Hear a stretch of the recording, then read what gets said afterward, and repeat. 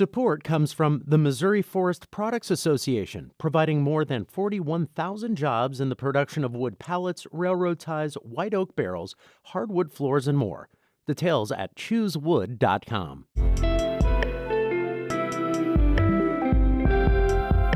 From the St. Louis Public Radio Newsroom, this is The Gateway. It's Wednesday, March 27th. I'm Jonathan Ahl. The St. Louis Cardinals had a bad season last year. There are tempered expectations that this year will be better. They'll be better, maybe good enough to win the division, but then I don't know if they're better or good enough to go farther than that in the playoffs. A look at the Cardinals' upcoming season, that's coming up on The Gateway.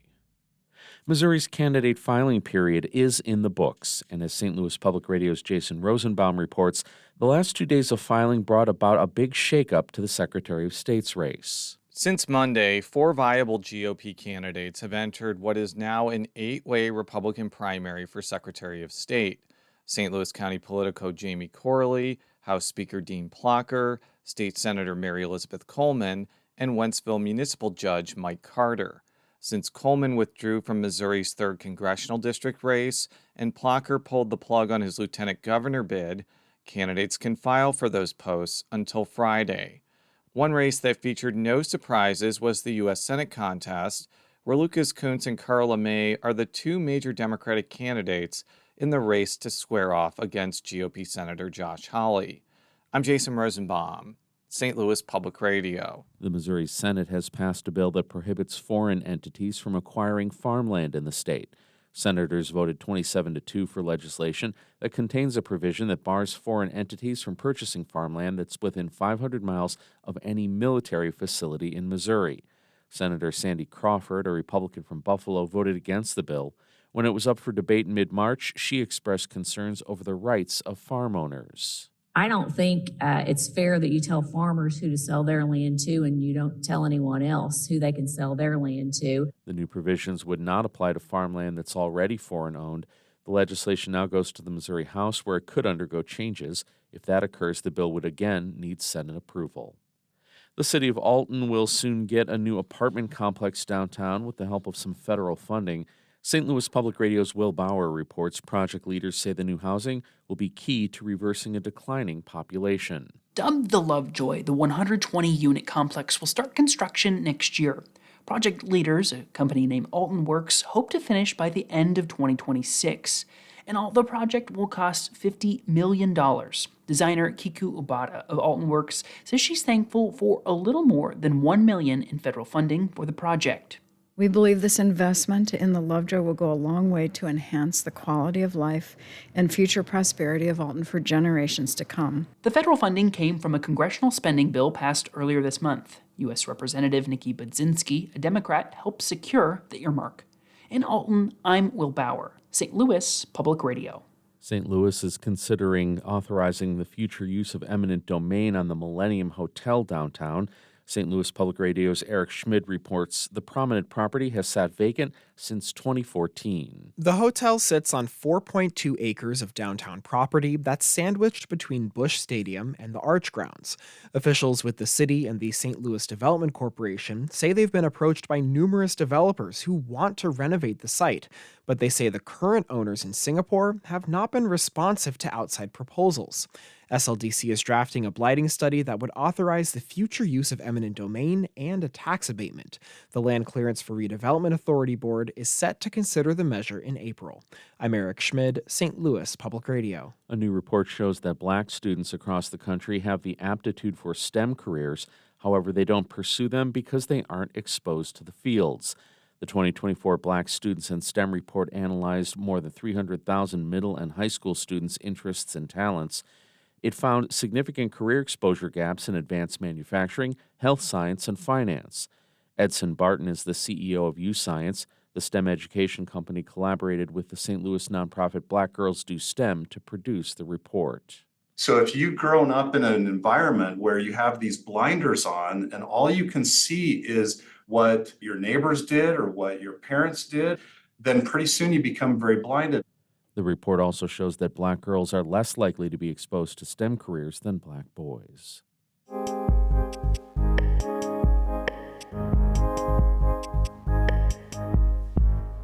The St. Louis Cardinals start their 2024 season tomorrow afternoon in Los Angeles against the Dodgers. Last year, the Redbirds had their first losing season since 2007. Rob Raines, editor at STLSportsPage.com, says the Cardinals are off to a rough start with new pitcher Sonny Gray and hitters Tommy Edman, Lars Nootbaar, and Dylan Carson all facing injuries. I would hope that they would be better than last year because you got to think it's hard to be as bad as they were a year ago. But then again, when you're starting the year with as many players on the injured list as the Cardinals are going to have, for Thursday's opener in Los Angeles, it's guys that you expected to be kind of your key performers, led by the pitcher that you signed to be your ace. It's kind of just really kind of a big unknown at this point is how long those guys are going to be out and how they're going to survive this tough stretch of games at the beginning of the season before they get those guys back. Even when those guys are back and they are healthy, do you think the Cardinals did a good enough job addressing their weak spots over the offseason?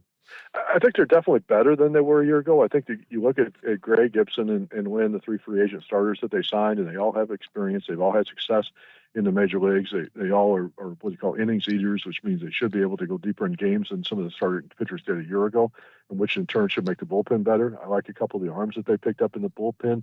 That I think will make them better too. So I think there's no question they should be better than they were a year ago. Again, you look at trying to improve on a last place finish, and you say, well, how can they not be better? But I don't know if they did enough to really kind of say that they're a pennant contender. The National League Central traditionally, at least the last several years, has been probably one of the weakest, if not the weakest, division in the majors. So you think that maybe they did enough to win the division and get into 85 win range or something like that. But then what does that mean in October? So I think that's the question that we really don't know the answer to. They'll be better, maybe good enough to win the division, but then I don't know if they're better or good enough to go farther than that in the playoffs. Last year, one of the big things they faced was being without Yadier Molina for the first time in a long time. The new catcher got off to an incredibly rocky start. What is your confidence level that Wilson Contreras can produce both in terms of hitting and also in handling the pitching staff? The second half of last year, especially offensively, he did really, really well. That first year is always a rough transition, even if he didn't have to replace Yadier Molina. I mean, look at the first year that Nolan Arenado had in St. Louis. Look at the first year that Paul Goldschmidt had in St. Louis. I mean, anytime a veteran like that changes clubs, that first year is always, not always, but a lot of times can be kind of a tough transition. So I think having that year under his belt will really help. He worked hard this winter to try and make himself a better catcher. Know some things that the Cardinals want him to do differently. And I think, even though he's got some new pitchers that he's working with a lot of veteran pitchers which know their own abilities and know their own game. So I think it's going to be a better year for him. I really do. Last year was a bit of an anomaly because it was the first time in a long time the Cardinals were a losing team. How much patience do you think the fan base has after last season? That's going to be a good question. I know that the season ticket sales were not did not get the renewal rate that they usually get or that they expected to get. People saying, okay, let's go out and see it on the field. So, and as I say, the problem is they've got a monster schedule to start the season. When they go, start the season with 7 games in a row in LA against the Dodgers and 3 in San Diego, then they come home and play, Miami, which was a playoff team last year, and then they got 3 against Arizona. So, I mean, they're going to, those first 16 games of the season are really, really tough, and not a lot of off days in there.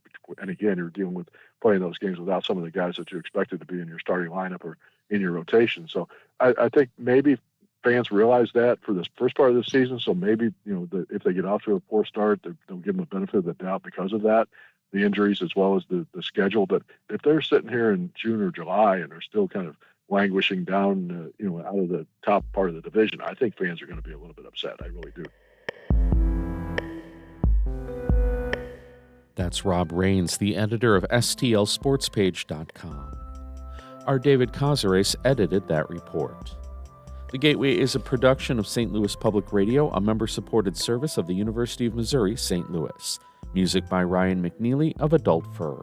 I'm Jonathan Ahl, and from the St. Louis Public Radio Newsroom, this has been The Gateway.